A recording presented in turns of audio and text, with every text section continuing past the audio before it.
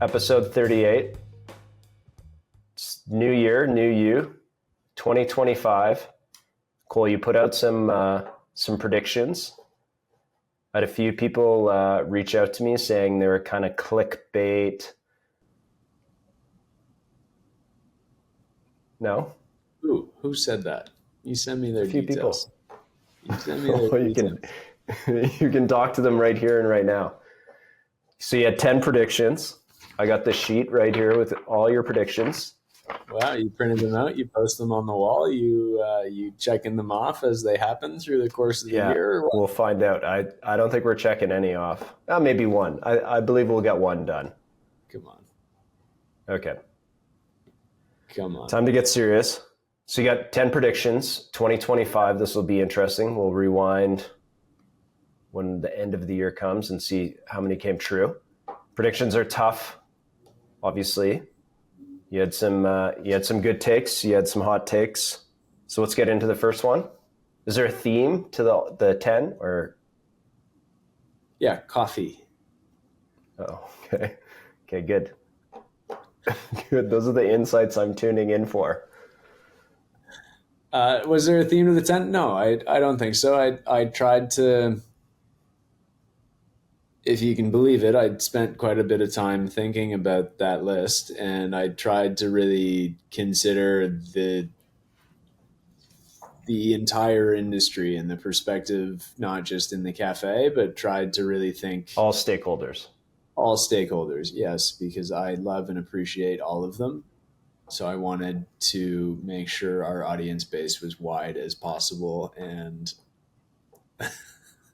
and no, I tried to really look at it from a wide lens and see or consider what is working today, what could be working better, and what is not working at all, maybe. Okay. Well, let's get to the first one. Let's do it, man. You got decaf coffee to break out of the stereotypes and become more of a normalized and appreciated option within specialty coffee roasters. So this one, it's top of the list because I think it's also kind of top of mind. We're coming off of the program with James Hoffman, the Decaf project. You know, we participated with that in Rosso. We saw huge success. We've talked about it previously on this platform, and for anybody that might be listening that doesn't know that project, so one coffee decaffeinated 3 different ways: EA, CO2, and Swiss water, plus the original coffee. So four different ways. Think of it like sneakers. You got 4 different decaf ways instead of color ways. So you can try one coffee done in 3 different styles plus the originals. So in terms of in the industry, that's never really been available before, let alone a side-by-side decaffeinated option has really not been available before unless you've been in the lab of one of these different facilities that does the process. And that launched in November, early December, if I'm not mistaken. And I think there's just been a ton of conversation and chatter online about these coffees. And you know, with Rosso, we sold out in 36 hours, give or take. Personally, I had 100 grams of each of the coffees in my bag that I've had through a couple of different trips here, and at this point, I've now tasted the coffee with maybe 5 different groups, all of which I did not present the coffees. They brought up the coffee in conversation, and I mentioned, if you want, I have them if you'd like to taste them. And one goes even further and smaller than that, where I open Threads and social media. You're a big Threads guy. Big Threads guy. So I open Threads, and the very first post I see on Threads is somebody saying, would love to taste the James Hoffman Decaf Project coffees. And I click on this cafe, and it just turns out, this is the weirdest little small world they're listening to us social media thing, but it turns out it's a cafe in the island town of Penang, which is where I am at that particular moment.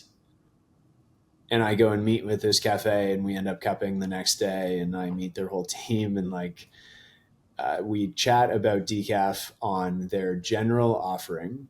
So they're in Malaysia, for anybody not familiar with Penang, and it's called Om Space. Beautiful little cafe if you ever find your way there. And they serve a decaf. They appreciate a decaf, and they have one on the menu, and they think they're one of the only ones in the entire city. I believe it's about 1 million people, if I'm not mistaken. They think they're one of the only ones in the entire city that serves a decaf, and they serve a few a week. But they've constantly seen growth in that as they offer better and better decafs as the years have kind of gone on. So part of my speculation, putting that in as 2025, what might happen in terms of predictions is one, I don't think people today appreciate decaf because I don't think they understand decaf. And I think a project like the James Hoffman Decaf project helps people understand how decaf works. Personally, I think there were two decaf process that tasted better than the original. Wow. And in the tastings that I did, that was a consensus. And there's a multitude of factors at play, but if the quality is not lower, right? If it's just a shift of attributes, like one was sweeter, one was better texture, one was whatever, slightly different attributes, not a quality differential, why not? If we can invest a little bit more time and energy into the decaf segment, how much wider does our reach become? How much longer in a day is our consumption time? How many different establishments can we all of a sudden enter into? Cocktail bars, later service in restaurants, places that people that don't want to consume caffeine, right? There's a huge population in North America, especially, that doesn't want to consume Like as caffeine. a health trend, you're saying? Yeah, I see. yes.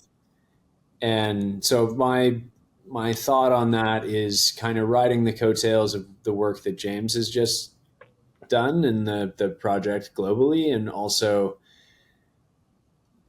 the education that's coming from that. And then if people really consider beyond that, how much bigger and wider can our market expand to? Should we invest a little bit more, not a ton more, but even just a little bit more energy, resource, and time into the decaf consumer, or even making people feel more comfortable to be a decaf consumer?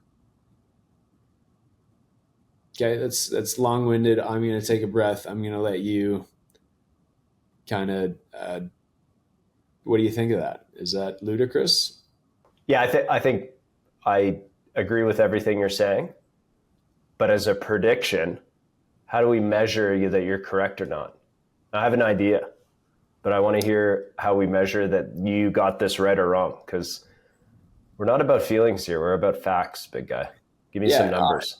Yeah, you're right. It is a tough one for KPIs. I don't exactly know how to measure that unless we do a survey, at the end of the year and send it out. And did you drink one cup? Yeah, we're of not decaf? doing that. Yeah, we're not doing that. It's not going to work. I was thinking a good way to track it would be Swiss Water is a publicly traded company, and you can probably go into their documents and find out how much decaf they produced last year. Okay. And see year over year, have they grown? And if it's above, 5%, maybe that's their average growth rate of the last few years. I have no idea, but we could use that as kind of an over-under. That's an unbelievable idea. Come on, big guy. Yeah, that's a good idea. Yeah. Okay, we got your decaf going mainstream. Do you agree? Do you think we're in a bull run for the decaf market? I don't know about a bull run. I think it's going to chip away, but I don't know what the segment is. Let's say it's 3%. We're going to 4.5. I think it's a slow grind up for decaf. Is that a slow grind up? You just said 33 to 50% growth. If we go from 3 to 4 or 4.5. Yeah, maybe.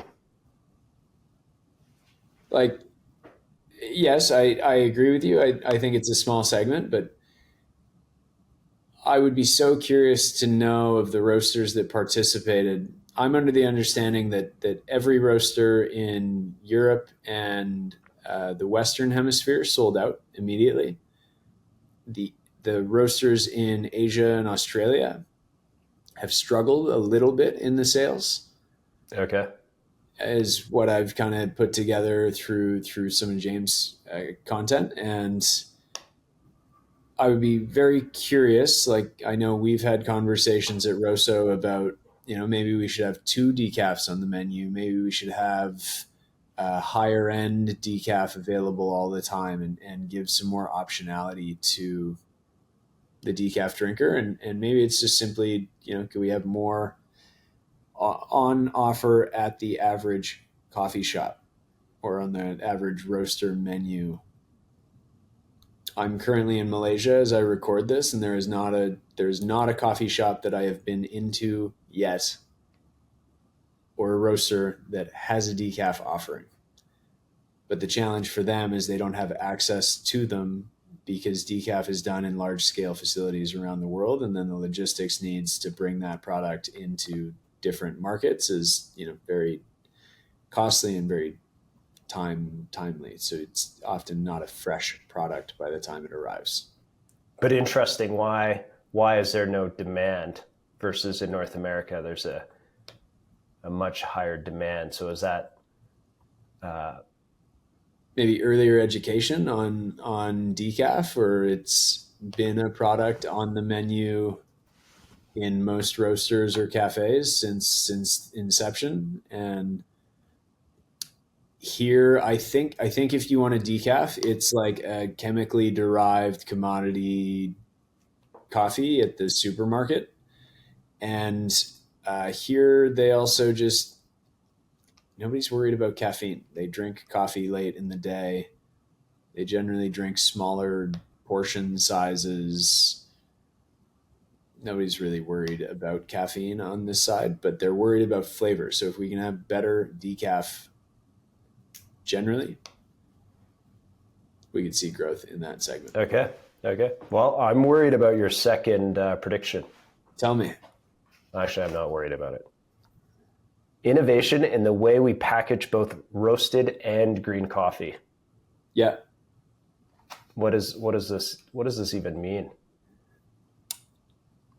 I think right now we, as an industry, we pack coffee in bags. There's nothing wrong with bags, but generally speaking, people don't really consider what is a bag.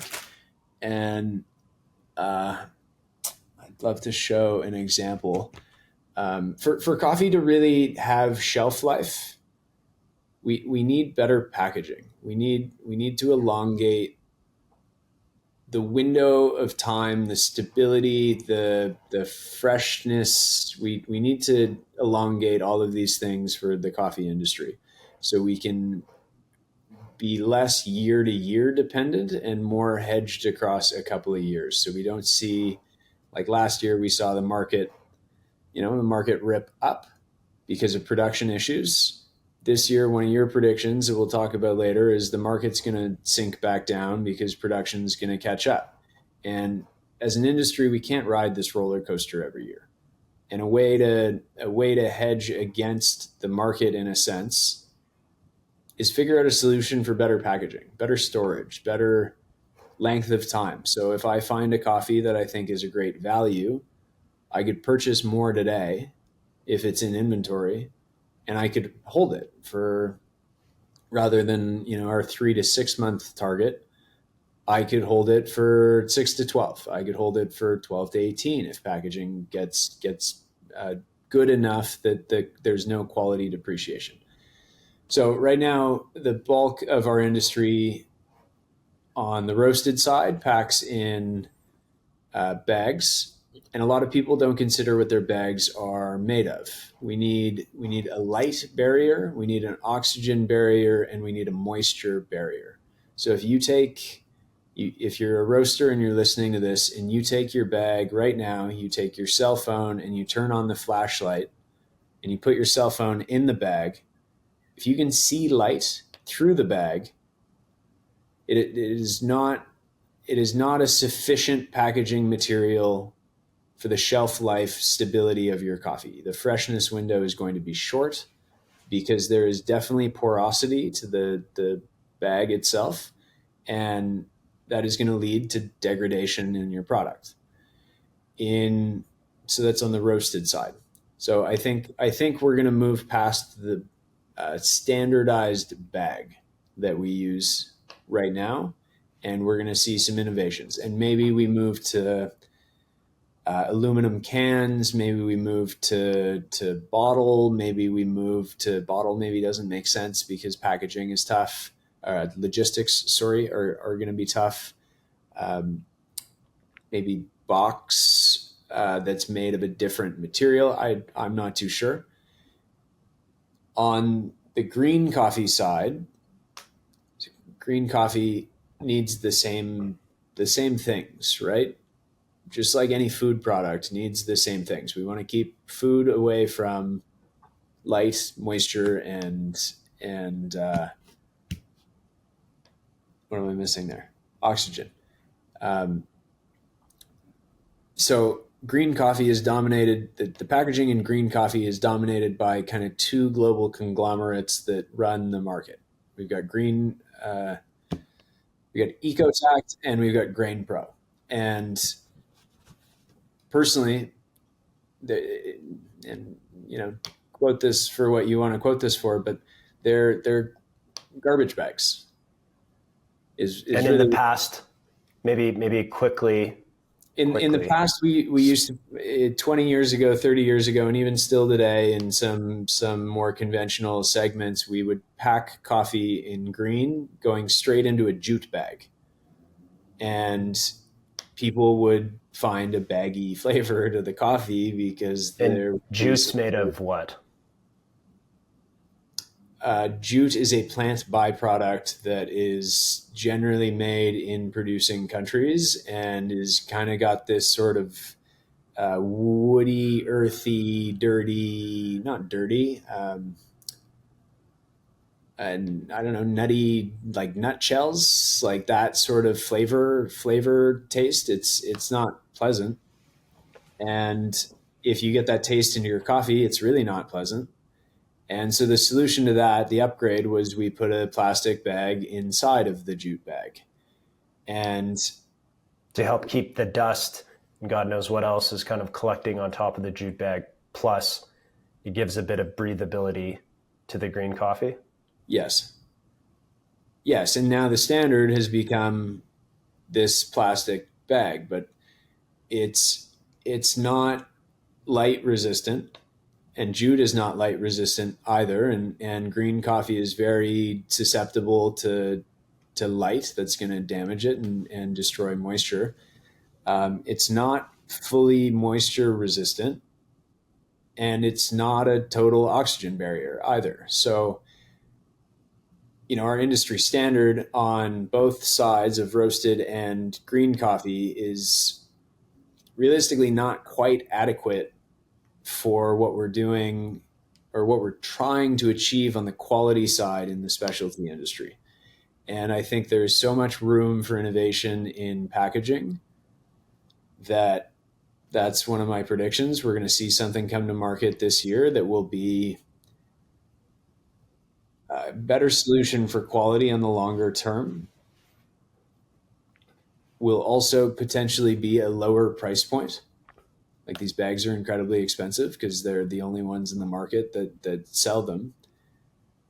We had some bags designed that we package all of our 1 kilo coffees in. And over the span of a year, testing 1 kilo in these bags versus Grain Pro and versus a couple of other brands, we've seen far less degradation in the moisture, humidity, and moisture activity in this bag. And I don't even think this bag is, I think we got a long way that we can continue to go to improve the storage. And again, if we can improve the storage, we can change the strategies in buying coffee. We can be more strategic. We can save money. We can focus less on the C market. And it just ends up being this, I think, big ripple effect that benefits buyers, sellers, consumers. It ends up benefiting everybody. Yeah, I thought you were going to go, when I was reading this, I thought you were going to talk about freezing coffee, because that helps on both sides. But the problem with, I guess, freezing coffee is it's expensive to do. You can't, doing a full warehouse of coffee and freezing it is not cheap.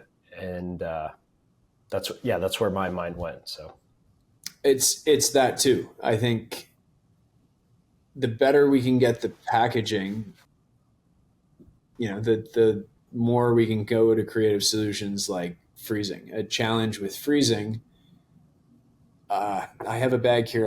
I don't want to hold it up because it's got a brand on it, and I don't want the brand to be associated or take offense or anything. But looking at this bag, I can see the product just because of this light that's on right here. I can see the product through the bag.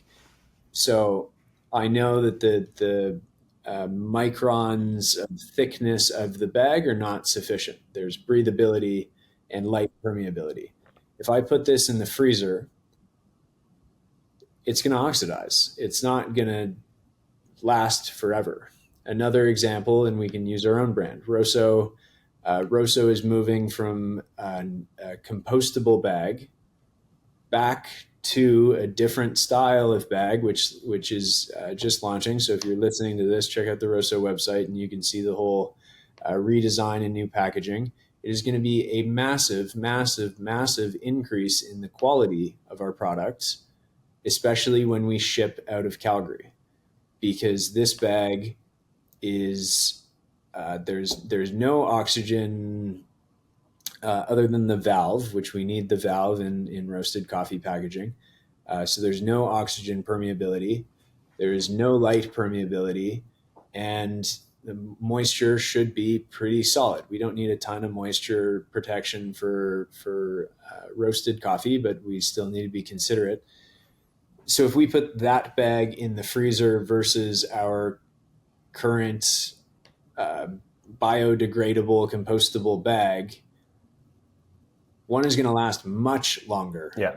Than if the we're other. going to taste them side by side after 6 weeks, there's going to be a dramatic difference. And we've seen it. Huge difference. We've seen it when we've taken those coffees on the road, and there's a big difference between the compostable bag degrading and aging much faster than, our new bags. So yeah. The one thing that I speculate that will be resistance is people focus more on the design element of their brands and looking cool than they do on the quality of the product that goes in the bag itself. So people will make decisions based on visuals and optics before they will on the quality, and they will make sacrifices to look cooler. That will be a challenge. How do we measure this in a KPI? Again, don't really know. I didn't really put my predictions out there with direct measurables potential. that's okay. We could look at maybe SCA does a new product. We'll see if there's some innovation that's gone on here. And I never knew you were so passionate about packaging. So good for you. And A big bag guy. Yeah, get that bag. All right, number 3. Yeah. Number 3 reads almost the same as number 2.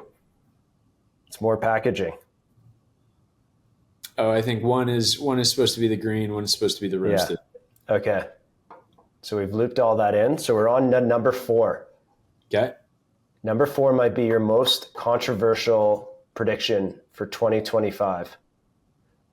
And in Which fact, one? I'm quite interested to hear the answer on this. This is the championship. Canada to win a World Coffee Championship Yeah, I put it out there for the first time.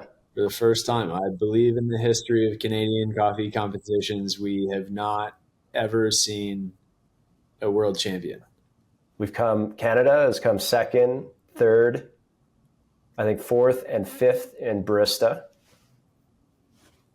Yeah, I think Canada on a success rate has been very, In very, Barista, we've very done high very, very, very well, but in never Barista won. specifically. We've never won as a nation. We've never won any coffee competition, and I think there's so many hyper talented professionals in the Canadian coffee scene. Our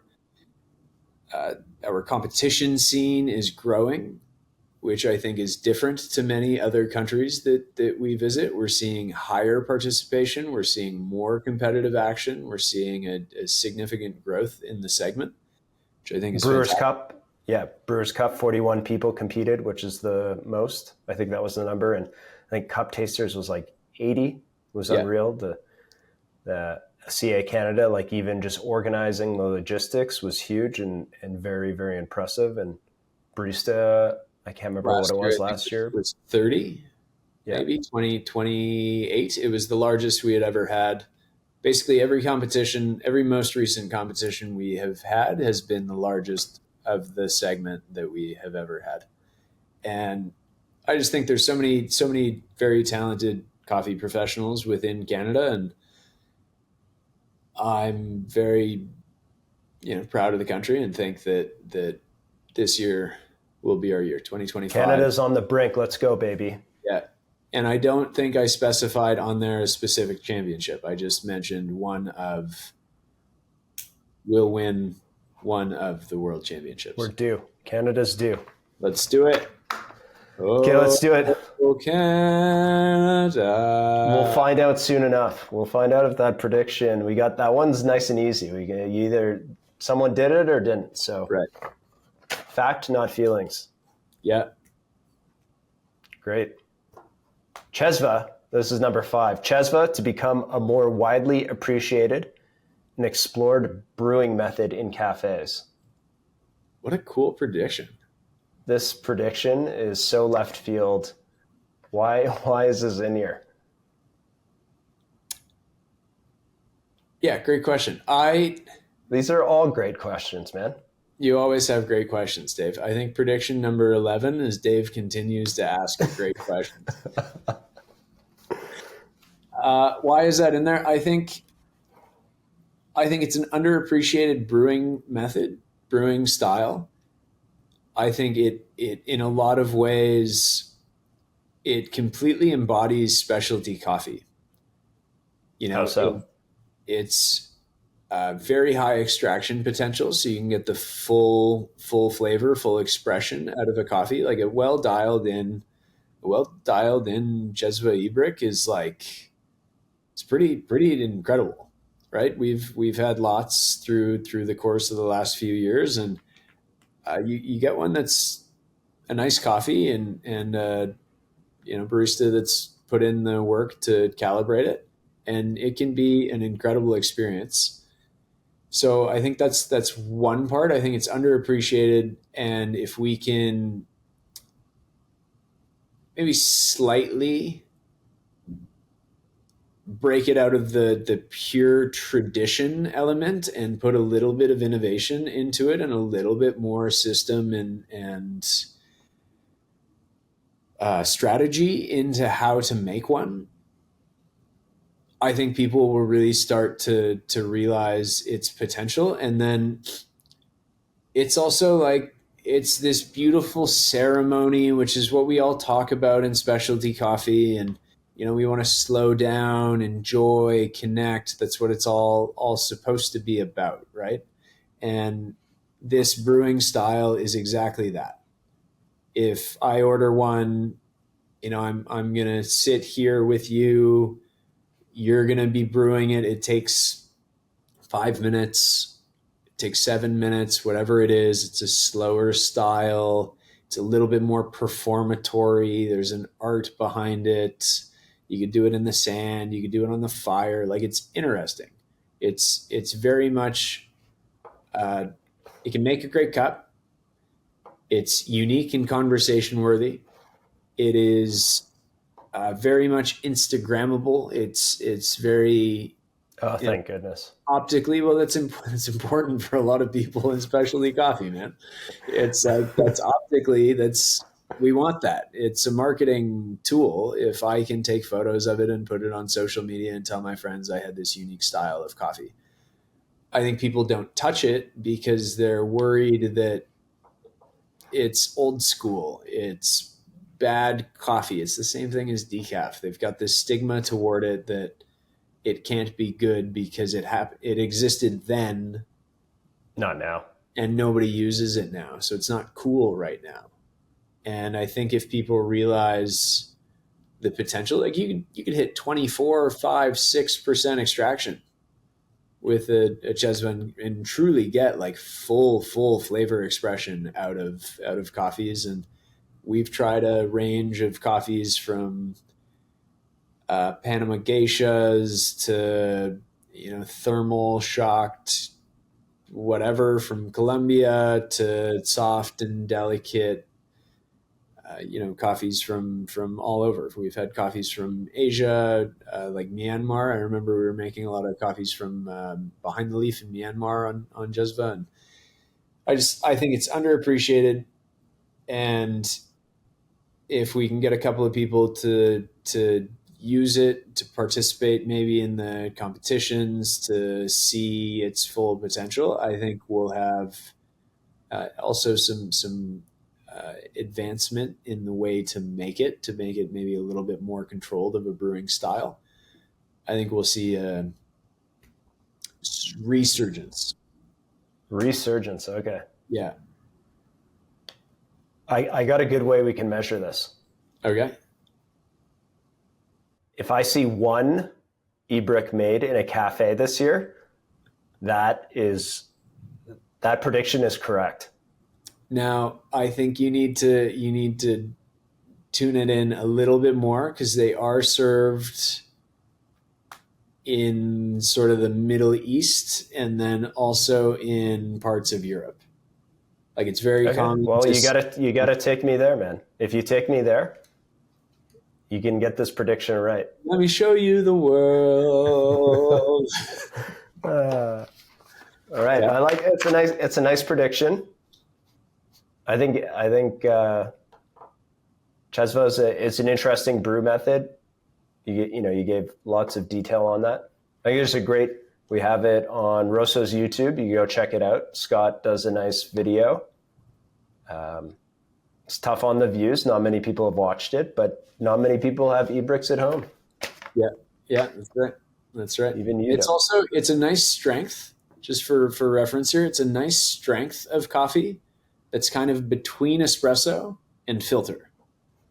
Espresso, there's the sale pitch. 8 to maybe 12% TDS. Filter usually 1 to 2%. And these are wider ranges than we usually experience. But Cezve, I think usually 4 to 6, maybe 3 to 6%. Maybe I'll brew one for you on Guess the Drip. I would hope I will be able to guess that it's a Cezve. It's unique. You were wrong last time. Wrong last time, man. Well, pack it in your bag. Bring it when I see you next. Oh, we don't even know when that is. So let's go to the next prediction. Let's see what we got. An evolution of cafe menus to include signature beverage, think mocktails, not frappuccinos, and become a standardized feature at specialty coffee shops. So you got things like Freddo, Dirty, Magic, and then you kind of equate it to a cocktail bar where you have Negroni or Old Fashioned being standardized across the world.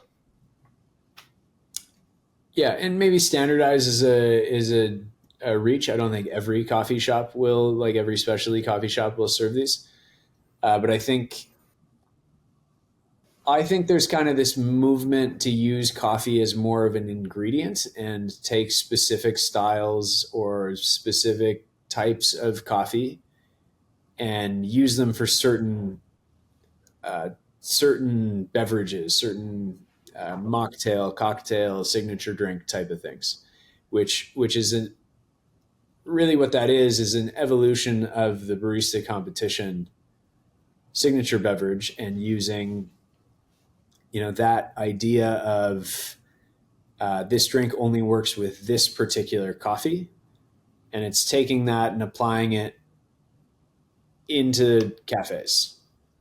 Like I think right now, what we have in a lot of coffee shops in let's say North America is or around the world realistically, but it's we have these beverages, but it doesn't matter what type of coffee goes in. So the distinction on there when I said think cocktails, not frappuccinos. A frappuccino, it doesn't matter what the base coffee is. I'm actually not sure if there's even coffee in a frappuccino, but it doesn't really matter what goes into that. Or a cappuccino, right? A Okay, yeah. cappuccino, a cappuccino doesn't matter what coffee goes into it.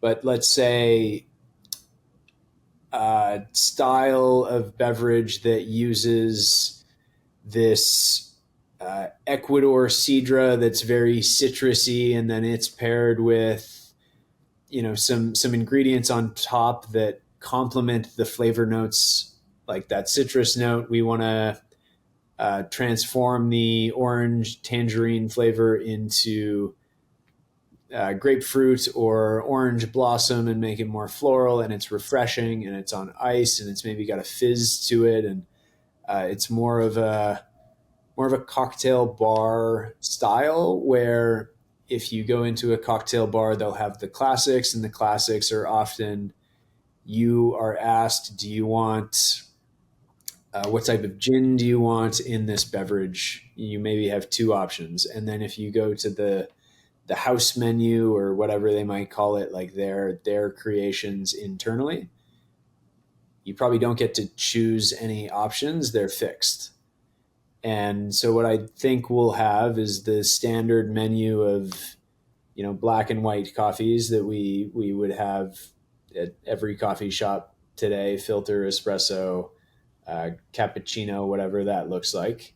The issue is most of the milk beverages realistically are the same drink, hot take, but a cappuccino, a latte, a cortado, a flat white, a Gibraltar, like all of these milk drinks, No. they're essentially Leave that the alone. same beverage.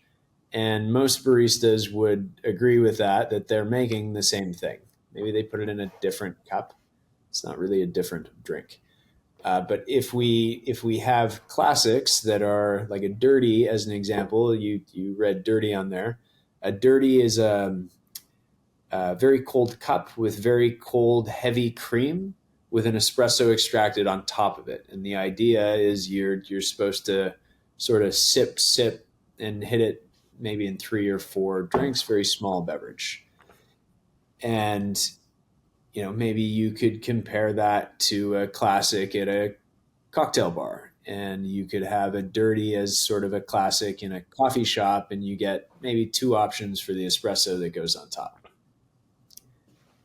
And I think we're just going to see this evolution of these beverages coming into coffee shops because that is attracting more consumers today than having on the menu, a light roast and a dark roast. Like that's not doing it. Or For trying most. to convert someone who's not really had coffee with a latte versus like Exactly. a It's a signature beverage that's kind gateway of, yeah. or stepping stone into to specialty coffee, but it's a way to empower your team, your baristas, to take a creative approach to making beverages using coffee as an ingredient. And again, I think a lot of my predictions are very much how do we further utilize, how do we widen the utilization of coffee? And I think this is one of those avenues that we can find success. Okay. I have no idea how to measure that. Maybe just generalization of us seeing cafes around the world. And If anybody sees us in a cafe around the world and you've got a signature beverage, let us know. And if we hear that more than half a dozen times, this prediction is correct. that is fact, not fiction. Let's go. Let's go. Okay. Prediction number 7. Cafe and brand design to move away from being minimal, sterile, surgical with little to no decor and shift to all sorts of trinkety, experiential feature pieces with lots of colors and conversational elements in the style. More Easter eggs, more personality. I love Easter eggs. You sure do. You love the layered whatever. The prediction here is, 10 years ago. Let's go backward. 10 years ago. No, man, we're going forward. We're not going backwards. No, we're going to reflect for a second. 10, 15 years ago, the conversation for most specialty shops was about the third place, right? The idea of creating a space outside of your home or your work. And shops then were, generally speaking, they're kind of cozy, smaller. Ramsey, if anybody knows our Ramsey location, that's a great example. Like cozy, kind of off the beaten path, very much a neighborhood style and focused cafe where community comes together. You fast forward a few years from there, and it became all about the coffee. The service was lost, the community was lost. It became this like transactional, very white, stark spaces where all the equipment is all the big focus. There's no art on the walls, or very minimal art on the walls. And we don't want any distraction from the coffee. We're going to serve you coffee. We're going to tell you about coffee. It's all about coffee. Do not talk. Right? Like that's. I'm so sorry. I'm just trying to order a latte, man. We don't do that here. We do. I mean espresso. I'm ordering a. I'm so sorry. And so we kind of lost the connection, I think, to a lot of consumers in that segment, where we kind of drew this line. Oh, you don't know what a cappuccino is? Like, there's a shop for you down the street. You want a vanilla latte? There's a shop for you down the street. Please don't come back. And we just, as an industry, became quite cutthroat. And a lot of our branding, a lot of our marketing became very stark and just surgical and very clean and all about coffee information. And we don't want any distractions from that. And I don't think anybody has any patience or appreciation for that anymore today. And I think we're going to see just a shift back to coffee shops being like our living room, where we can invite friends, we can invite family. There's expressions of the people that own the coffee shops within that space that are clear and obvious. More investment into like nice sound systems and maybe records. We're seeing more record players come back into coffee shops. It's not super easy to change records during a busy shift, but more like comfortable places where people can actually come and enjoy and like celebrate community and come together and feel warm. And I think we're going to see a shift in branding back to the idea of the romance behind the ritual. Oh, wow. Okay. What do you think of that? Again, I have no idea how we track this, but that's okay. We'll see. I think you're describing a feeling, and also just decor styles change. They've changed, every 3 to 4 years in cafe industry, and so I think it's a good prediction. I think what the consumer wants today is more people before product. They want the people with the product. They don't just want product. And I think where it was is it was in just product, and Yeah, special we go in. Yeah, this we like kind of very go in waves. Yes. derived thing. And now I think we need more people. We need more connection to the product. We need to know the people behind the product. We need to celebrate that in a space that's warm, comfortable, and for the people. The surgical rooms that we were selling coffee in as an industry is not comfortable for us to sit in to enjoy the coffee. It's not the full experience.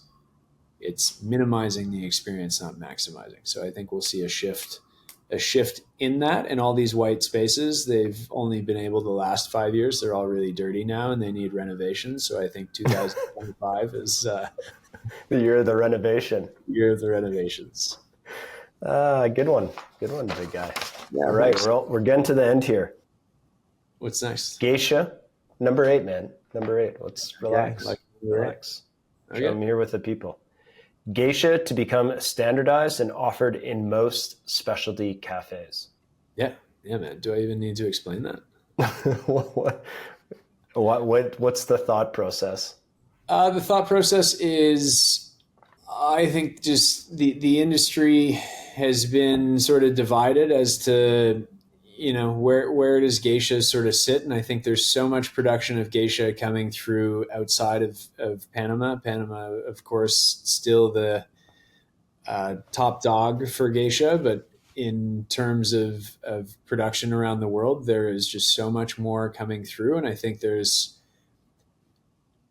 the consumer base today, I think, would know the average consumer of specialty coffee, if they know any varietal, it's geisha, right? It's going to be, they know the terms Arabica and maybe Robusta, depending on what market in the world they're in. And then maybe if they know something within the Arabica family tree, it would be geisha. And I think there's a lot more people asking for it. There's a lot more excitement when they see it on a menu. There's some bigger brands that are not in the specialty segment that are starting to lean into it. And often if they do it there, we follow, not often the other way around. So I think, as an example, and you can read about this. Dave just did a great write-up on our weekly newsletter about Luckin. He zooms in on Luckin coffee, which is a Chinese, if you're not familiar, you should read the newsletter. You can find a link down below. A Chinese brand that has grown in 8 years, something like that. 7, 8 years, depending. 7 or 8 years, from 0 to 24,000 locations around the world. And they're one of their newest products that I think launched Q3 or Q4 last year is a geisha coffee. It's geisha that's available, I believe, at all of their locations. And in my opinion, that means every market that has a Luckin, which is predominantly Asian market right now, China being the number one. I think China, sort of Singapore, Malaysia, Indonesia. Every specialty shop is now challenged that if they're not serving geisha, they're maybe seen as a lower end than Luckin. So now they're challenged to have a geisha on their menu, because that's also what a lot of the prize in specialty coffee is associated with today. It's not all, but it's winning. Consumers see that, though. Consumers they see that's like a high-end product, and that means if Luckin has that, that's a high-end brand, that's a high-end product that I'm drinking. Correct. Regardless if they're drinking the geisha or not. Correct. So I think industry people will see that large-scale coffee shops are starting to serve geisha. We'll see that in North America soon. And they will follow by making sure they have a geisha on their menu all the time, or most of the time. It's also, geishas have historically, kind of dominated in coffee competitions. And so we've kind of got the dual pressure of these two avenues coming into the market. And as more people ask, do you have a geisha coffee? Every time I do a pop-up, people say, you know, what do you have for geishas? And it's, I think, going to become a staple on the menu of specialty coffee shops. I like that.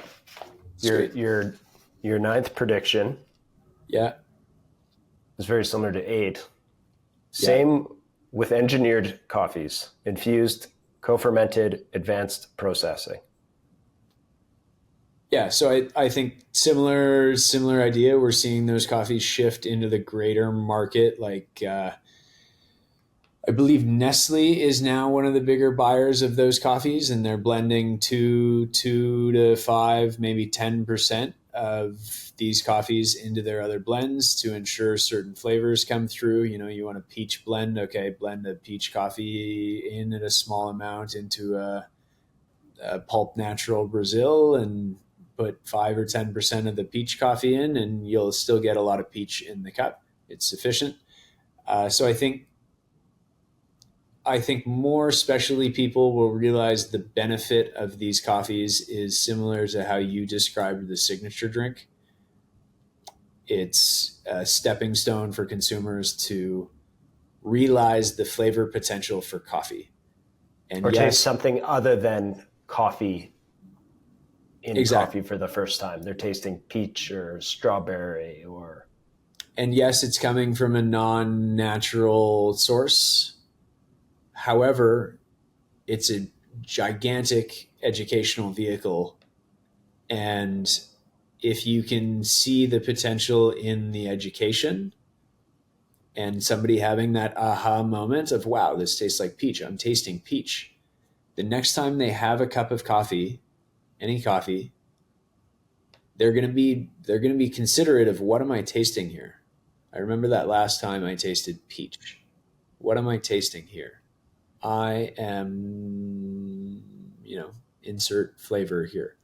And it will open the conscious mind of the consumer, is my thought.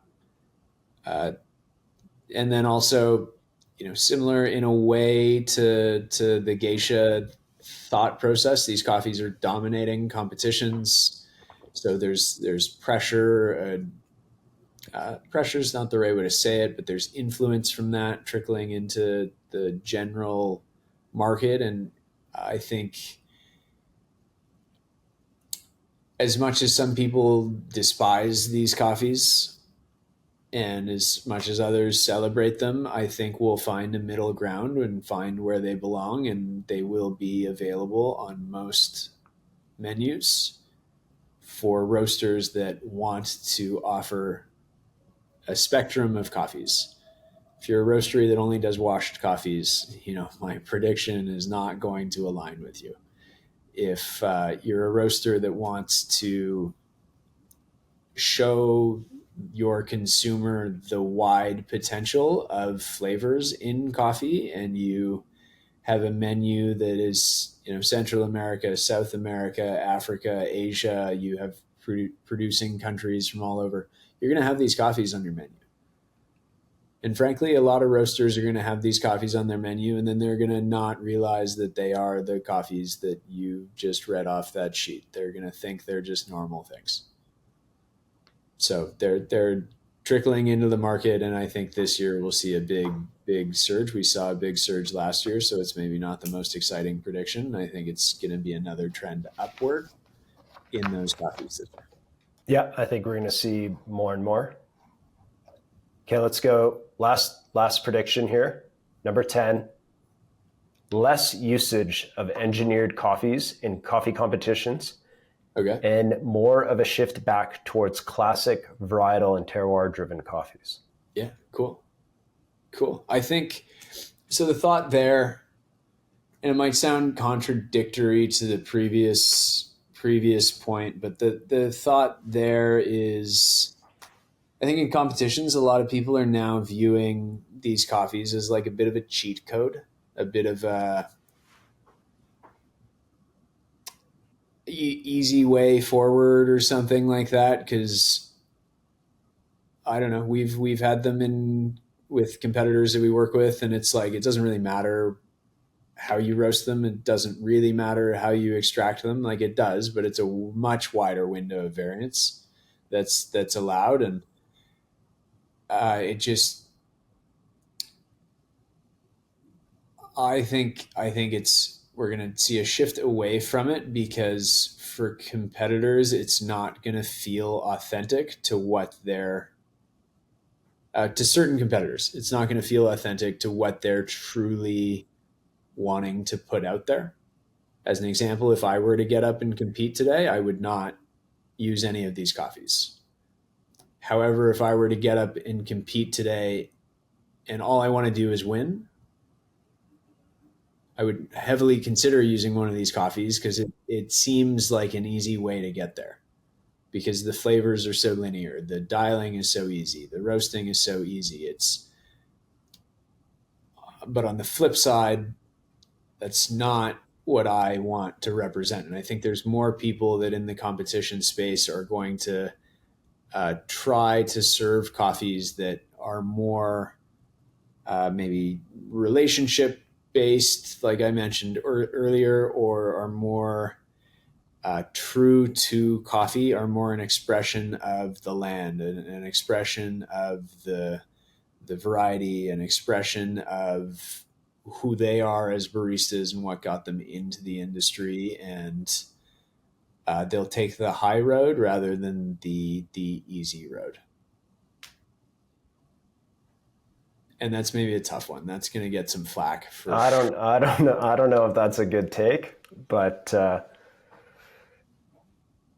I think also on the judging side, I think there will start to be some resistance, if not already.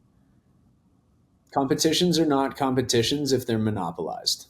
Let's also say that. If everybody starts to use the same thing and present the same thing, and we're going to lose fan base, we're going to lose participation, we're going to lose all of that. So yeah, I don't know. If we only ever use, it doesn't have to be these coffees. If we only ever use Panama and Colombia coffees in the competition, right? And that's all really that gets used. It's 95% of the coffee that gets used in competitions today are either a Panama Geisha or they're a thermal shocked Colombian coffee or, advanced processed Colombian coffee. We're going to lose audience. We're going to lose participation. We're going to lose growth in the segment. And that will it will have to lead to rule changes probably to try to stimulate and drive growth back into it. yeah, I think it's more so they just things trend in and trend out, and when someone wins, that's for better or for worse sets a few trends in the competition, and so you'll see more of something very similar, or like next year, lots of people probably think of Deborah as like a coffee to go win with because it did came first, second, and third place. I think where it gets tricky is like I don't quite believe it's like a cheat code or easy. Like you can dial those coffees and they can not taste great. They can actually taste terrible. Is it a little bit easier than some coffees? Yes, but certain varietals are easier to dial or certain roasts are easier to dial than others. So I think it just sections in there. Because in 10 years from now, there's going to be people that are competing and they're going to say, the coffee that got me into specialty coffee was this thermal shock, blah, blah, blah. Just like people are saying now, oh, the coffee that got me in is from Ethiopia or Panama or this geisha or whatever. Yeah. And so that's going to have way more people get into the industry. So I think they have a very important place, and we're going to figure out where that's. I'm going to change my language because you just said something there that I think is important to sort of zoom in on. And what you said is Finca Deborah won first, second, and third place in the Barista Championship. But that's not true. Mikael Jackson, Correct. Jack Simpson, and Taka Ishitani won first, second, and third place in the Barista Championship. the coffee they chose to use was Finca Deborah And others. and others. And the reason I'm stopping to zoom in on that is baristas win barista competitions. Coffees trend in and out, Mm-hmm. and coffees don't win competitions. I think all three of those baristas could have used different coffees and seen the same result. And I think that's really important to zoom in on, because most competitors think it's about the coffee, and most competitors need to realize it's about them. And what I'd like to reframe is, you should use a coffee that is more true to you. They can still score points. You want to score points. You have to score points if you want to succeed.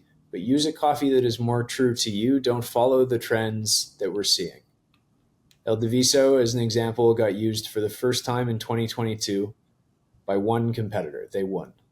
In 2023, I believe there was 8 people that used El Diviso. In 2024, I believe there was 15 to 20 competitors that used El Diviso. If I'm a judge, serve me something else. Hey, you're not supposed to be thinking like that, though. I'm not supposed to be thinking like that. But if the competition just becomes regurgitation of what I've seen or what I've heard or what I've, it's no longer a stage for innovation. And I'm a fan of El Diviso. I'm not trying to throw shade on El Diviso. I shouldn't be using names or brands or whatever. And it's not supposed to be a shot against them. But if everybody goes into the competition using the same coffee and therefore a chunk of their speech is the same, I'm not going to watch, man. Like, that's not interesting. There's a lot of conversation in the NBA right now that no teams have identity anymore. All of them just throw up as many 3-point shots as possible and try to, fire away. And so there's a lacking viewership because they all have the same plan. There's no grit and grind team anymore. There's no team with the Twin Towers down low. There's, no hustle and bustle team. The 92 Dream Team. And so nobody has these identities anymore. And when you and I got into coffee competitions, there were countries that were known to have identity in the way that they compete. And just if everybody follows what they believe is the trend and uses the coffee of the champion past, we're going to go down, not up. You need to find a coffee that's true to you, that you're proud to present, that represents you and your journey. And if that is any of these coffees, that's amazing. That's great. I'm happy for you. Good for you. Use it. Please celebrate it. But we need to look beyond just, the only successful coffees that exist. And it shouldn't just be Geisha that's served. It shouldn't just be thermal shock, processed coffees that are served. Don't follow the formula, create the formula. That will be the next champion. Nice. I'm going to get so much shit for everything. We got a bit off tangent there, but that's okay. Just remember, when everybody goes one way, it's probably a good idea to go the other. There you go. Okay, we'll look back. We'll find out in October in Milan. I think number 10, I'm going to be incredibly wrong. I think it's going to be all Panama Geisha. It's going to be all advanced processed Colombian coffees, and we'll see very little of anything else. That is in there more to try to stir the pot. Yeah, stir the pot and maybe get people to think I can do it with something else. But I think in reality, that one. I think what you came to, and the answer should be, you should use a coffee that represents who you are, and that can be whatever coffee you want it to be. But Yeah. Think what you're excited and what you want to share, not what you think will win or what you think the judges need to see or whatever. That's not what it's about. The judges are not looking for a coffee. The judges do not have a localized bias in your national competition that you have to use, this type of coffee to win because the 4 champions before you use something like that. That doesn't exist. Get that out of your head. Shake it off. Use whatever you want to serve. As long as it scores points and fits the score sheet, you can have success in the competition scene. You don't have to follow and use whatever somebody before you used. Dave, thanks so much for having me on. Embarrassing. No, we're not done yet. 25. So you had people vote on how many predictions you'd get right. Oh no. So we had there was 5 different ways to select: 0, 1, 2, 3, 4, or 5. Let's go. And let's see what the survey says. I'm shocked. 5, let's go. 58% went with 5 plus. I am absolutely shocked. Wow. You know why? Because there's no way to track any of these. Yeah, no KPIs. No KPIs. It's all feeling. Little fact. That's okay. It's all the FUD. Yeah, you're spreading FUD here. Great. Okay, I'm excited to see how these play out, Cole. Thanks, Dave. I appreciate that. I'm excited to roast you in 342 days or whatever the math is. So, thanks for having me on, Dave. Okay, big guy. We appreciate the predictions. Excited to see what comes true. Rock and roll. Me too. And I'll see you in a couple of weeks. Go ahead here. Okay. Signing off. See you soon. Yeah. Ciao.